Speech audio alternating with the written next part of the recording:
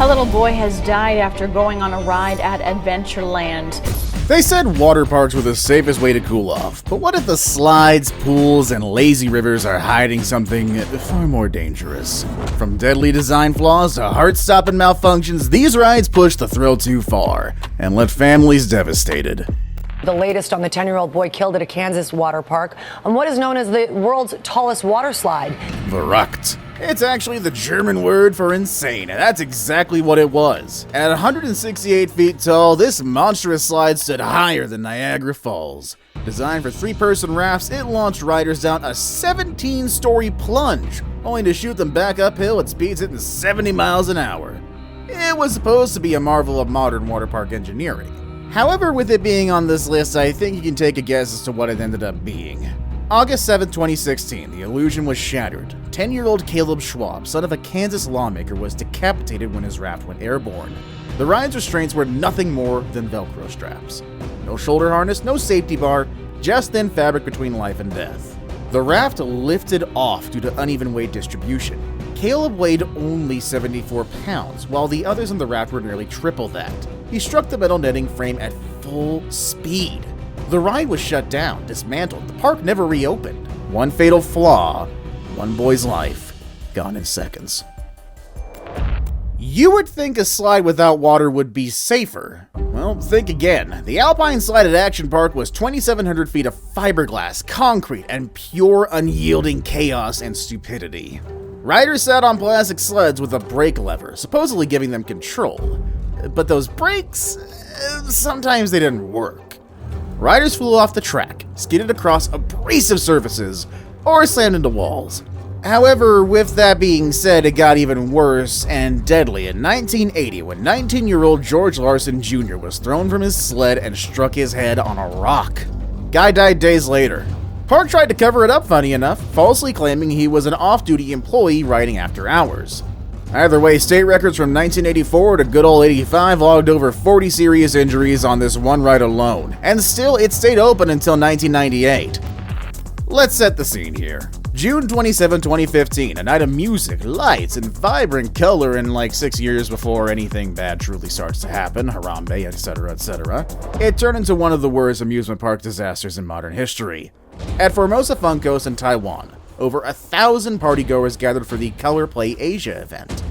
This is an outdoor rave-style celebration. Part of the spectacle, though, shooting colored cornstarch powder into the air. But under the heat of the stage lights, the powder ignited. Instantly, a massive fireball erupted and swept across the crowd. It lasted less than a minute, to be fair, but the aftermath was absolutely unimaginable. 15 people died, over 500 were injured, many with third-degree burns. There were no fire suppression systems, no safety checks, no plan, no hope for this to go well. Investigators called the powder a dust explosion hazard, something anyone in event planning should have known. The organizer, Lu Qing-chi, was sentenced to nearly 5 years in prison, rightfully so, and honestly a little lightly at that. And the park? Well, shut down indefinitely. The next ride, though, well, it was so dangerous it triggered a $10 million lawsuit from a parent, citing negligence. On June 15, 1994, a Bronx school field trip ended in unthinkable tragedy. 14-year-old Daniel Maracalo drowned in a wave pool at Dorney Park in Wildwater Kingdom. Daniel wasn't a strong swimmer, but the deep end didn't care. Waves hit every few seconds, leaving little time to recover. He fought to stay afloat while his friends screamed for help. The lifeguards, though, they knew what to do. They got their little life preservers, they started to run, and they did absolutely nothing because they thought it was a freaking prank. They waved it off. The wave machine kept running. Daniel slipped beneath the surface unnoticed. No one stopped the ride. No head count flagged his absence. The school bus left without him. His body was found hours later by a janitor, not a rescue team. So yeah, you best believe this meant a lawsuit, and this particular lawsuit exposed an avalanche of failures. Untrained lifeguards, big shock, no emergency response, big shock, and staff who didn't even realize a student was missing, again, big shock. His mother won a $10 million settlement. Super Loop Speed Slide. Why does this sound like a zone in Sonic? Either way, 10-year-old London Eisenbees had been counting down for this moment. She finally hit the height requirement, 4 stories tall. The structure, not the kid. A loop in the middle, a near vertical drop, fun all around. The Super Loop Speed Slide was her rite of passage. What no one knew though? London had an undiagnosed heart condition, long QT syndrome. As the countdown echoed and the trapdoor dropped beneath her feet, the adrenaline surge triggered cardiac arrest. She didn't scream, she didn't cry, she just went silent. Her body emerged at the bottom, lifeless. CPR was performed, but it was far too late. She passed away days later in the hospital. Her parents were shattered, but instead of retreating, they became advocates. They pushed for defibrillators in parks, better screening, and awareness around hidden heart conditions. Really, this wasn't a case of bad engineering, and if you really think about it, it technically wasn't the park's fault. But, well, no one can really complain about extra safety measures now, can they? Now, Puihi looks harmless at first glance, a colorful raft slide at Universal's Volcano Bay. But on August 23, 2017, the illusion broke apart in a very meaningful way. A 13-year-old girl from New Jersey was ejected from the raft mid-slide. She smacked into the surface, then was trapped beneath the very heavy raft that tossed her. She couldn't breathe, couldn't scream, and had to be dragged out limp. She was rushed to the hospital, suffering some serious head trauma. Her family, of course, sued Universal, accusing them of ignoring basic safety measures. No secure seating, no proper supervision, and no barriers to prevent ejection. Their case claimed the slide's design allowed for riders to be launched during tight curves, and that staff were unprepared to intervene. It was a lucky break that she did survive, but this case raised bigger questions. How many rides are one malfunction away from disaster? Well, statistics aside, the next case proves that ignoring warnings is just as deadly as poor design. June 2nd, 1997. Napa High School seniors, just days away from graduating, packed into the Waterworld USA to make memories. But they made a deadly mistake, piling more than 30 students onto the Bonsai Pipeline slide. They wanted to set a school record, but the slide had limits and they pushed past them extremely. Despite lifeguard warnings, they continued. And then it happened. The structure buckled, students dropped 30 feet in a split-second collapse. 17-year-old Quimby Galati didn't survive. 32 others were injured, broken bones, concussions, spinal damage. As expected, the lawsuits came fast, even though in my own opinion, it's kind of a half-and-half situation here, but what do I know, am I right? Either way, though, there was over $4 million in settlements. The slide was dismantled, and this wasn't just a freak accident, though. It was a tragedy caused by defiance, poor supervision, and overlooked safety protocols. And teenage stupidity, of course. April 2022, Kimberly Panetta was standing in the children's zone at Disney's Typhoon Lagoon, waiting for her 3-year-old at the bottom of a kiddie slide. No alarms, no warnings, and then a wave, unlike any she would have expected, hit from that side. It knocked her down, dragging her across the pool floor like sandpaper on skin. Her legs were shredded with abrasions. She was bleeding, bruised, scarred, all from one single rogue wave. The area wasn't even marked as dangerous either, she had no idea. And yet, the forest mimicked a wipeout zone. Disney's solution? A $250 voucher. That obviously wasn't enough. Kimberly filed a $2 million lawsuit, arguing that this wasn't just bad luck, it was poor planning. Now, amazing question here, but why were tsunami-sized waves rolling into a kids area? The happiest place on Earth suddenly didn't feel so safe. August 20th, 2016. Vijay Narangan Srinivasan, please put the name up there, I can't read this. A recent immigrant and a software engineer stepped into the activity pool at Wild Waves. This park was located in Federal Way, Washington. He never stepped out, though. Witnesses, children, no less, spotted his body under the water and alerted a lifeguard. But the lifeguard, probably being paid minimum wage, didn't believe him. Thought it was a prank. Srinivasan remained submerged for nearly 15 minutes. By the time another lifeguard discovered him, it was too late. Shocker. In a place designed for fun, the silence underwater was fatal. Dorney Park's lightning falls sound exciting, but for multiple guests it was a nightmare waiting to happen. Specifically, in 1990. You see, one girl slammed into another tube lodged inside the tunnel. Her face hit the slide's surface, hard. She lost a tooth and suffered spinal injuries. That wasn't all, though. 1995, Maureen Schaefer exited the chute only to slam her foot on the shallow pool bottom. 3 broken bones, permanent pain, surgery. What was wrong? Well, in particular, witnesses claim that the water level in the pool had dropped about 18 to 24 inches below regulations. Instead of soft landings, riders were hitting, honestly, just solid concrete at that point. Before guests ever rode the snake pit slides at Dorney Park, one worker paid a permanent price. On April 23, 2014, 23-year-old Anthony Dos Santos was helping guide a massive steel column using a forklift. But when the forklift braked suddenly, the suspended column swung, pulling him under the wheel. It crushed his foot. What followed was worse. Infection, necrosis, amputation. His leg gone. Dos Santos was left with chronic pain, PTSD, and literally no way to return to work.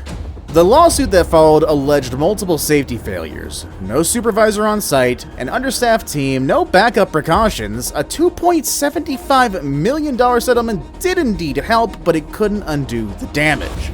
Sometimes the danger isn't riding the slide, it's building it. It was honestly supposed to be a casual day at a family-friendly park. But on August 25, 2023, Birch Bay waterslides in Blaine, Washington became the scene of a rather gruesome injury that nobody could have ever seen coming. Larry Baker, 43, took his turn on the hairpin slide. But as he went through the curves, his leg smashed through a damaged splash guard near the bottom. What happened next was the stuff of nightmares. His heel suffered a degloving injury, which means the skin was ripped clean off. Also, what followed was deep lacerations, blood in the water, screaming that was echoing from the pool deck. When the investigation rolled in, the findings were brutal. Missing bolts, ripped fiberglass, rusted supports. Maintenance wasn't just lacking, it was basically non-existent, criminally negligent. The county's health and safety team flagged the slide as a hazard that should never have been opened. You expect fun and thrills to happen on the ride, not beneath it. Well, on May 7, 2022, chaos struck Kenjeran Park in Indonesia. A 10-meter high spiraling tube slide, just another attraction on a sunny day, suddenly cracked in half. Riders, many of them children, were sent crashing nearly 30 feet to the concrete below.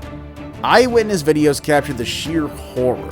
Plastics shattering, bodies falling, screams over steel. 16 people were rushed to hospitals. 3 had broken bones, others were left bruised, shaken, and terrified. The slide hadn't been inspected in 9 months. Park officials blamed overcrowding.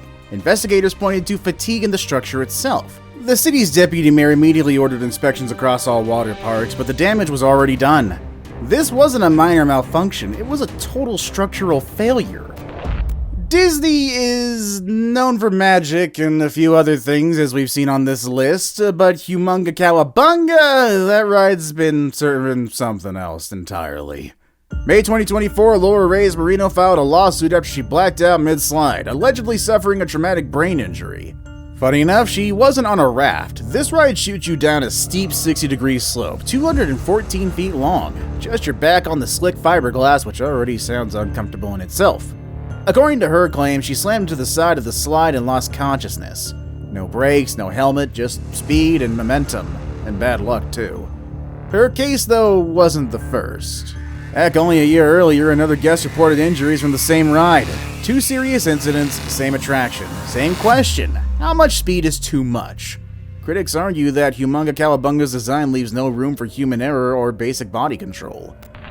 2015, Action Park tried a comeback, and with it came Skycalibur, a water slide with a full vertical loop, just like Cannonball Loop from the 80s and every Sonic the Hedgehog video game in history. This time, they claimed it was safe. Totally safe. Riders would enter bullet-shaped aluminum capsules to stabilize posture and speed. At 90 feet tall and hitting 50 miles an hour, the G-forces reached 6 times gravity. Over 100 test runs were done. But safety concerns never went away. Testers reported violent forces and instability. The ride was never opened. Not a single guest ever stepped inside. Skycalibur died in the planning stage, because even with modern tech, looping water slides remains a gamble with human safety and can only be done by blue or black hedgehogs. No twists, no plunge, no collision, just a line. What could happen? Well, that's where 11-year-old Richard Weinhard Soto collapsed, waiting for his turn at Sequoia Springs. This was inside Adventure Park, California.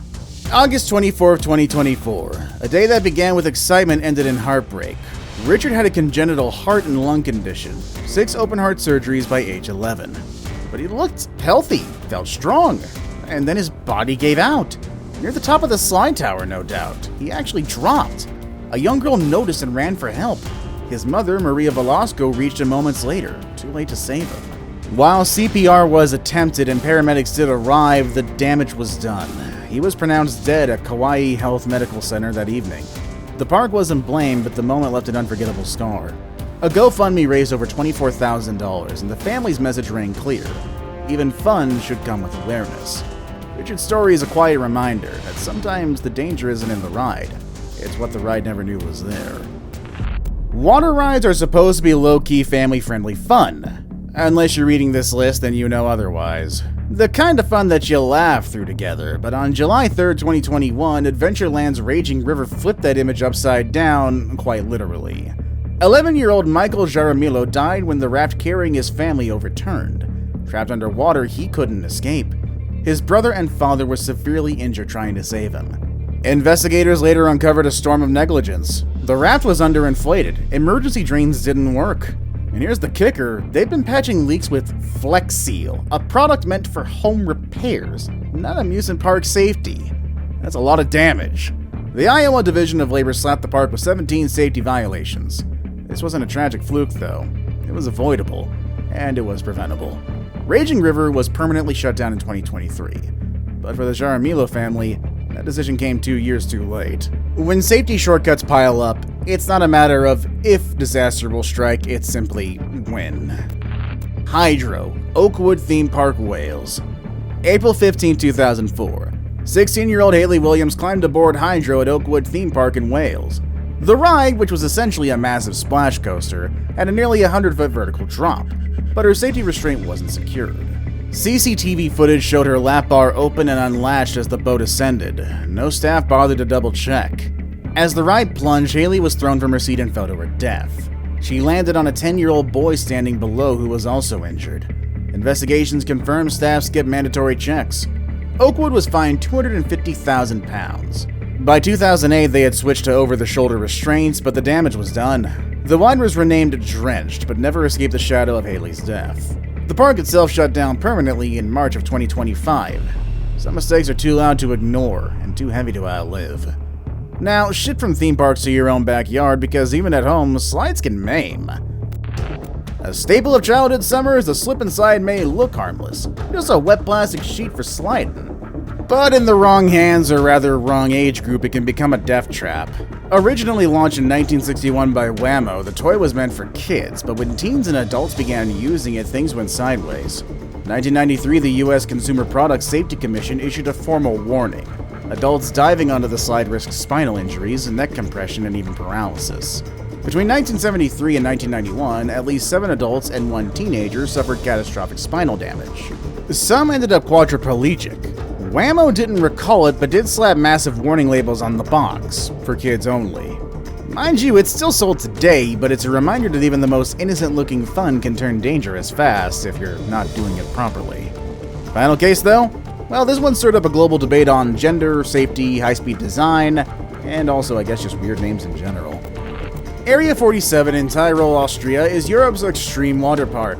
Among its top thrills, a high-speed slide shooting riders down at 50 mph. But not everybody was welcome. In 2010, the park quietly banned women from using the slide. The reason?